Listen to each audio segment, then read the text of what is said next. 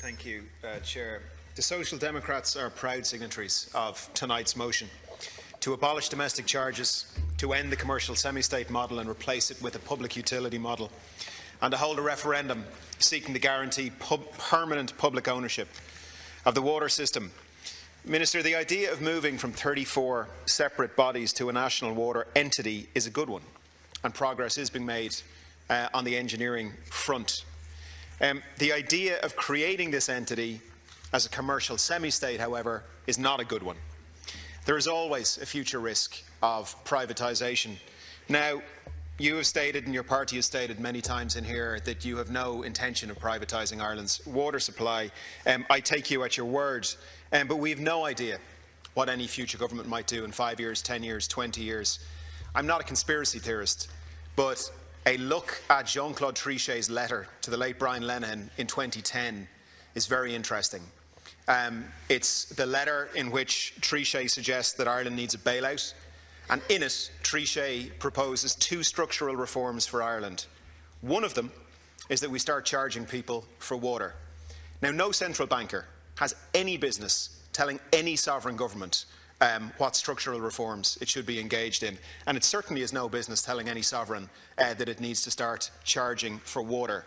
So you have to ask yourself why something as specific and localised as that would end up in a letter from Jean-Claude Trichet to the late Brian Lenihan, which was talking about an existential crisis for Europe's banks.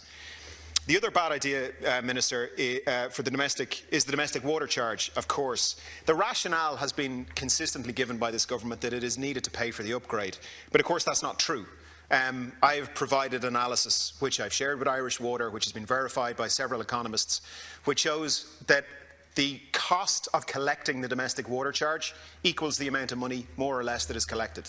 So none of the money that people are paying out is being used to upgrade the system, nor indeed is it being used to provide them with water. It's being used to cover the cost of taking the money off them. That's all it's doing. So the rationale that the domestic water charge is somehow necessary to fund the upgrade of the system simply doesn't stack up. The only way it would stack up is if we double the charge. Then there would be additional money. But I have new figures from Irish Water just this week, Minister, that show when we go out 2 or 3 years, the total difference in funding required by Irish Water in 2019-2020 compared to the base case we're all using of 2010, the total additional money required to do everything is about €150 million.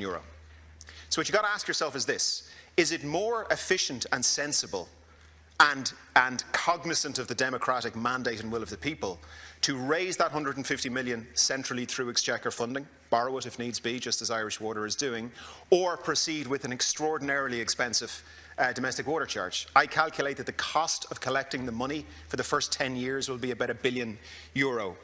So, Minister, the political mandate on this is very clear. The Irish people want a permanent public water entity protected by a referendum, protected by a change to the Constitution. We should do that.